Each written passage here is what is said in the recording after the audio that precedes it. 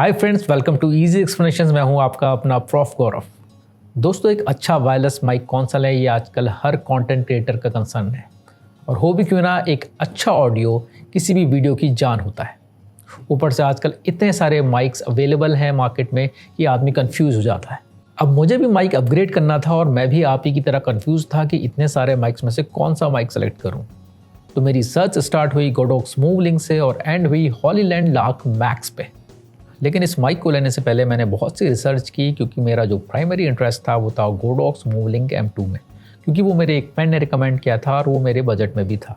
जब मैं मूवलिंक M2 के बारे में रिसर्च कर रहा था तो मैंने देखा कि इसी प्राइस के आसपास काफ़ी और मॉडल्स भी हैं, जैसे कि Godox verso M2, Godox verso SRX जो सोनी के लिए था, इसके अलावा हॉलीलैंड लार्क M2 जो काफ़ी अच्छा और टाइनी डिवाइस है। इसके अलावा रोड था, DJI था, वो ओवर प्राइस थे तो मैंने उन्हें पहले कंसिडर नहीं किया था। लेकिन एट दी एंड मुझे मिला एक ऐसा माइक लार्क मैक्स, हॉलीलैंड का ही लार्क मैक्स, जिसे मैंने कंसिडर किया। तो आज के वीडियो में मैं आपको बताऊंगा मैंने क्यों लार्क मैक्स कंसिडर किया, जबकि और उससे महंगा था। इसके अलावा मैं आपको बताऊंगा कि 10 से लेके 30,000 की रेंज में सबसे अच्छा माइक कौन सा है, उनके क्या प्रोज एंड कॉन्स हैं। तो इस वीडियो को एंड तक ज़रूर देखें और मुझे फॉलो करना ना भूलें। दोस्तों, मैंने वीडियोस बनाना स्टार्ट किया था बोआ के वायर्ड माइक से, और उसके बाद मैंने स्विच किया था जूम के H1N रिकॉर्डर पे, जो कि एक बहुत अच्छा ऑप्शन है अगर आप 10,000 के नीचे का कोई ऑप्शन देख रहे हैं। लेकिन जो ये जूम रिकॉर्डर है, ये एक वायरलेस माइक नहीं है, ये एक रिकॉर्डर है और ये सेपरेटली आपका वॉइस को रिकॉर्ड करता है। तो अगर आप रिकॉर्ड कर रहे हैं इसके थ्रू, तो आपको बाद में पोस्ट में इसे वीडियो के साथ सिंक करना पड़ेगा। अब जो लोग प्रोफेशनल एडिटिंग करते हैं उनके लिए तो फिर भी एक आसान काम है, लेकिन जो लोग इस फील्ड से बिलोंग नहीं करते हैं उनके लिए ये एक टफ टास्क है। जो लोग डायरेक्ट फ़ोन से रिकॉर्ड करते हैं या कैमरे से डायरेक्ट रिकॉर्ड करके ये चाहते हैं कि डायरेक्ट आउटपुट मिल जाए, उनके लिए रिकॉर्डर का यूज़ करना थोड़ा सा टफ पड़ सकता है। हालांकि जूम H1 की जो साउंड है वो काफ़ी अच्छी है। तो इसके बाद जब मुझे वायरलेस माइक में स्विच करना था तो मैंने सोचा डिजिटेक में जाता हूँ, सस्ता भी है, 3-4 हज़ार का मिल जाएगा। और कुछ फोटोग्राफी इन्फ्लुएंसर्स में उसके पॉजिटिव रिव्यू भी दिए थे। तो मैं जब कैमरा मार्केट में गया तो वहाँ पर मुझे एक अपग्रेडेड वर्जन मिल गया डिजिटेक का, जो ये था डिजिटेक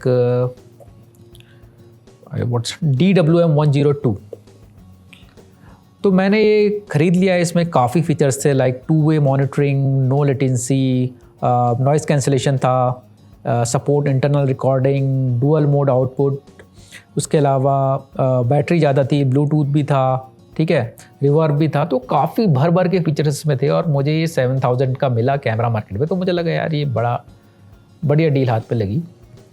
लेकिन मुझे बाद में काफ़ी पछतावा हुआ घर आके, क्योंकि इसकी जो साउंड क्वालिटी है वो बहुत अच्छी नहीं है। मैं कहूँगा ख़राब इसकी क्वालिटी है और मैं बहुत डिससेटिस्फाइड था इससे।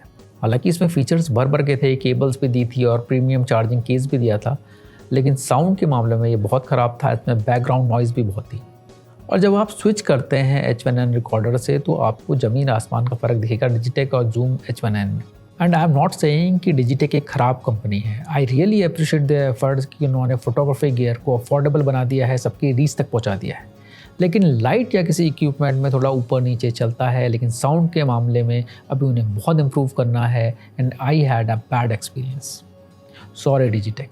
अब डिजिटेक के बाद मैंने सोचा कि अब की बार जो माइक लूँगा वो 10,000 से 15,000 की रेंज में लूँगा, और मेरे फ्रेंड ने रिकमेंड किया Godox मूवलिंक M2।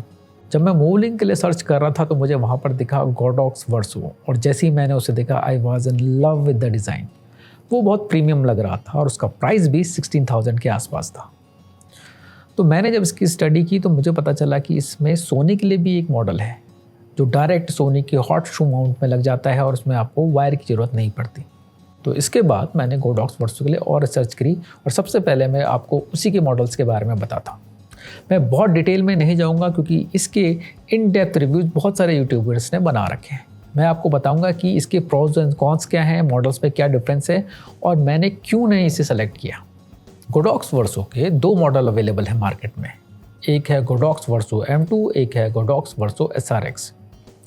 Godox verso M2 आपका नॉन सोनी मॉडल है। दोनों ही मॉडल में आपके 2 ट्रांसमीटर और एक रिसीवर आता है।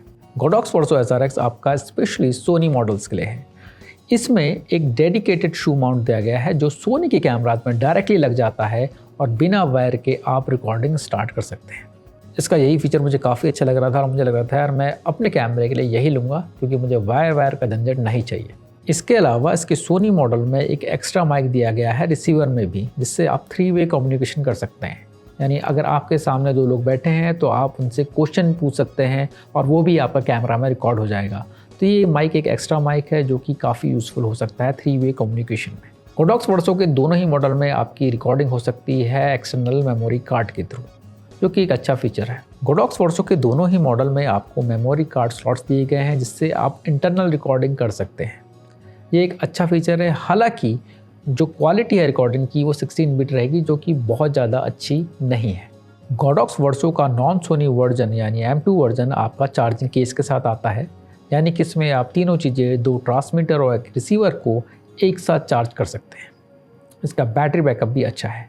लेकिन जो सोनी वर्जन है वो आपका चार्जिंग केस के साथ नहीं आता, क्योंकि जो आपका सोनी वर्जन है उसमें एक एक्स्ट्रा शू माउंट का जो स्पेस लिया गया है हॉर्स शू माउंट का, वो आपका चार्जिंग केस में फिट नहीं बैठता, इसलिए इसके साथ आपका चार्जिंग केस नहीं आता है। तो ये एक डाउन साइड है, क्योंकि आपको फिर इंडिविजुअली अलग अलग तीनों चीज़ों को चार्ज करना पड़ता है। तो इसके सोनी मॉडल का चार्जिंग केस में फिट ना होना, ये भी एक डाउन साइड है इस मॉडल की।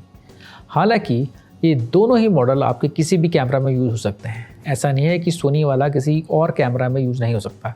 सोनी वाला केबल के थ्रू किसी और कैमरे में भी यूज हो सकता है, तो वो कोई इशू नहीं है। दोनों ही मॉडल आपके दोनों कैमराज में यूज हो सकते हैं केबल के थ्रू।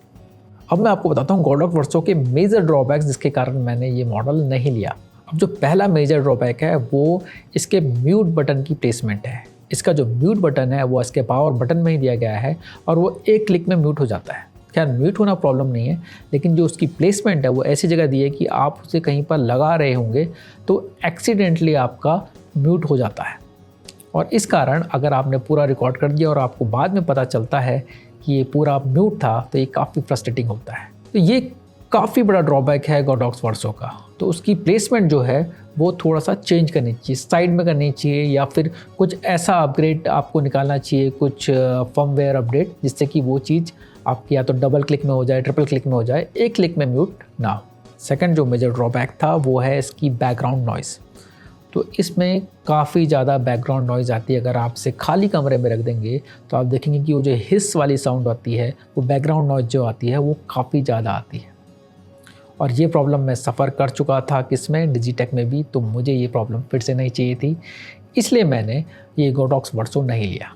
इसके अलावा गोडॉक्स वर्सो का साइज़ भी काफ़ी बड़ा है, जो कई लोगों के लिए कंसर्न हो सकता है। हालांकि मेरे लिए कंसर्न नहीं था क्योंकि इसका डिज़ाइन काफ़ी प्रीमियम है, लेकिन वही है, अगर आपका साउंड ही अच्छा नहीं है या आपकी म्यूट वाली प्रॉब्लम है तो ऐसे माइक को लेने का क्या फ़ायदा। इसके बाद मेरे सामने आया हॉलीलैंड लार्क M2। ये काफ़ी अच्छी डिवाइस है। इसकी USP है इसका साइज और इसका वेट। ये एक कॉइन के बराबर है और इसका वेट है सिर्फ 9 ग्राम्स। इसमें आपको 48 किलोहर्ट्ज़ 24 बिट की साउंड क्वालिटी मिलती है, जो कि काफ़ी अच्छी मानी जाती है। इस मॉडल में आपको कनेक्शन के हिसाब से अलग अलग वर्जन मिलते हैं, जैसे कि आईफोन के लिए अलग वर्जन, C टाइप के लिए अलग वर्जन, कैमरे के लिए अलग वर्जन, या इसे आप कॉम्बो भी बना सकते हैं। इस टाइनी से प्रोडक्ट में आपको मिलता है noise cancellation, long battery, plug and play mobile के लिए, और पहनने के लिए भी कई ऑप्शन हैं। जैसे इसमें एक नेकलेस टाइप का दिया है जिसे आप यहाँ पर लगा के इसे नेक में पहन सकते हैं। अब ये एक बहुत अच्छा प्रोडक्ट है, लेकिन मेरे लिए इस प्रोडक्ट को ना लेने के सिर्फ 2 रीज़न थे। एक तो इसमें लेवलियर माइक के लिए पोर्ट नहीं दिया गया है जो मुझे चाहिए होता है। सेकंड थिंग, इसमें इंटरनल रिकॉर्डिंग या फिर मेमोरी कार्ड के थ्रू रिकॉर्डिंग नहीं है।